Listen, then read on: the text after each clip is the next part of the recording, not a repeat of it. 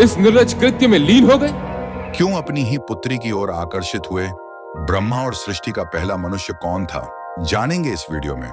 Video को बिना skip करें, पूरा देखें। मां सरस्वती का अर्थ होता है बहाव। यह बहाव केवल पानी का नहीं, बल्कि विद्या और कला का भी है। यही वजह है कि इन्हें विद्या और कला की देवी भी कहा जाता है। सरस्वती के द्वारा विज्ञान, संगीत और कविताओं की रचना की गई है। ऋग्वेद में सरस्वती को दैवीय नदी की भी संज्ञा दी गई है। साथ ही इन्हें पवित्रता और उर्वरता की देवी भी कहा गया है।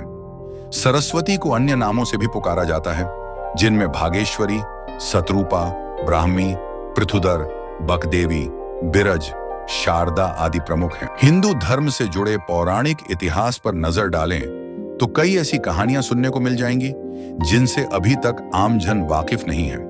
विस्तृत इतिहास होने की वजह से कुछ घटनाएं छूट जाती हैं तो कुछ नजरअंदाज कर दी जाती हैं। इन्हीं कहानियों में से एक है सृष्टि के रचयिता ब्रह्मा का अपनी ही बेटी के साथ विवाह करने की घटना। यह बात तो हम सभी जानते हैं कि त्रिदेव के हाथों में ही इस सृष्टि की बागडोर समाहित है। ब्रह्मा के पास सृष्टि की रचना का दायित्व है तो विष्णु के पास संरक्षण का। वहीं देवों के देव कहे जाने वाले महादेव शिव को विनाश का जिम्मा सौंपा गया है। इसी विनाश के बाद फिर से शुरू होता है सृजन का चक्र। ब्रह्मा का अपनी ही बेटी के साथ विवाह करने की इस घटना का उल्लेख सरस्वती पुराण में वर्णित है।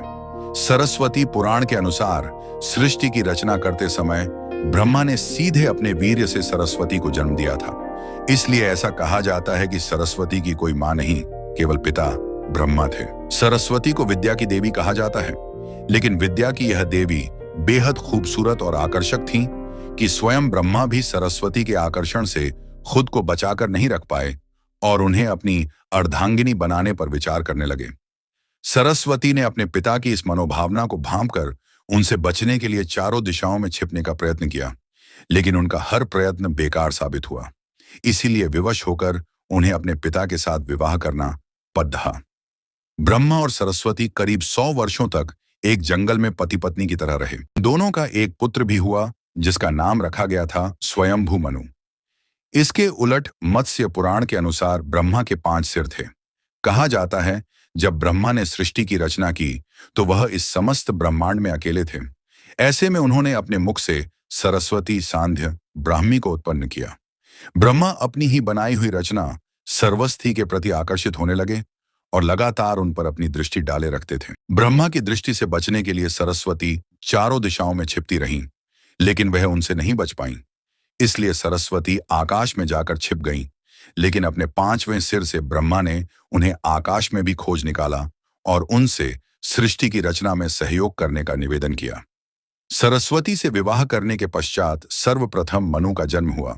ब्रह्मा और सरस्वती की यह संतान मनु को पृथ्वी पर जन्म लेने वाला पहला मानव कहा जाता है। इसके अलावा मनु को वेदों, सनातन धर्म और संस्कृत समेत समस्त भाषाओं का जनक भी कहा जाता है। इसी घटना के बाद एक बार भगवान शिव अपनी अर्धांगिनी पार्वती को ढूंढते हुए ब्रह्मा के पास पहुंचे तो 5वें सिर को छोड़ ढांचकर उनके अन्य सभी मुखों ने उनका अभिवादन किया, जबकि 5वें मुख ने अमंगल आवाजें निकालनी शुरू कर दी। इसी कारणवश क्रोध में आकर शिव ने ब्रह्मा के 5वें सिर को उनके धड़ से अलग कर दिया।